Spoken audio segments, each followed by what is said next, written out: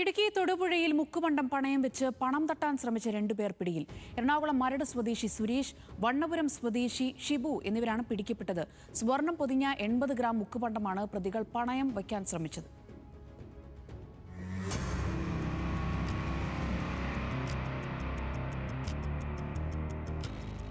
തിങ്കളാഴ്ച ഉച്ചയോടെ തൊടുപുഴ ടൗണിൽ പ്രവർത്തിക്കുന്ന സ്വകാര്യ പണമിടപാട് സ്ഥാപനത്തിലാണ് തട്ടിപ്പിന് ശ്രമം നടന്നത്. മരട് സ്വദേശി സുരേഷാണ് സ്വർണം പണയം വെക്കണമെന്ന ആവശ്യവുമായി സ്ഥാപനത്തിലെത്തിയത്.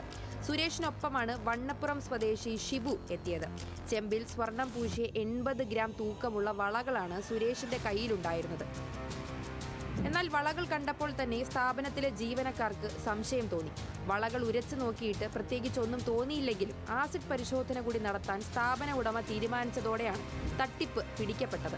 916 ഹോൾമാർക്ക് അടക്കം രേഖപ്പെടുത്തിയാണ് വ്യാജ സ്വർണം പണയം വെക്കാൻ എത്തിച്ചത്.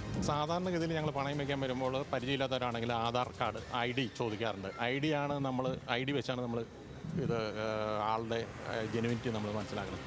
ID നോക്കി നമ്മൾ ആഭരണം നോക്കാറുണ്ട്. ആഭരണം നോക്കിക്കഴിഞ്ഞാൽ പുതിയ ആളാണെങ്കിൽ പ്രത്യേകിച്ച് ശ്രദ്ധിച്ച് നമ്മൾ ഒന്നോടൊന്ന് ശ്രദ്ധിച്ച് നോക്കും. അപ്പോൾ അതിൽ സംശയം തോന്നിയാണ് നമ്മൾ ഈ ആളെ ഇത് സംശയകരമായ സാധനമാണെന്ന് നമുക്ക് മനസ്സിലായത്. രാസപരിശോധനയിൽ തട്ടിപ്പ് തിരിച്ചറിഞ്ഞ സ്ഥാപനത്തിലെ ജീവനക്കാർ തന്നെ പ്രതികളെ പോലീസിന് കൈമാറി. 9 ലക്ഷം രൂപ തട്ടിയെടുക്കാനായിരുന്നു തട്ടിപ്പ് സംഘത്തിന്റെ പദ്ധതി. പിടിക്കപ്പെട്ടവർ സമാന തട്ടിപ്പുകൾ നടത്തിയിട്ടുണ്ടോ എന്നാണ് പോലീസ് ഇപ്പോൾ അന്വേഷിക്കുന്നത്. ന്യൂസ് മലയാളം, ഇടുക്കി.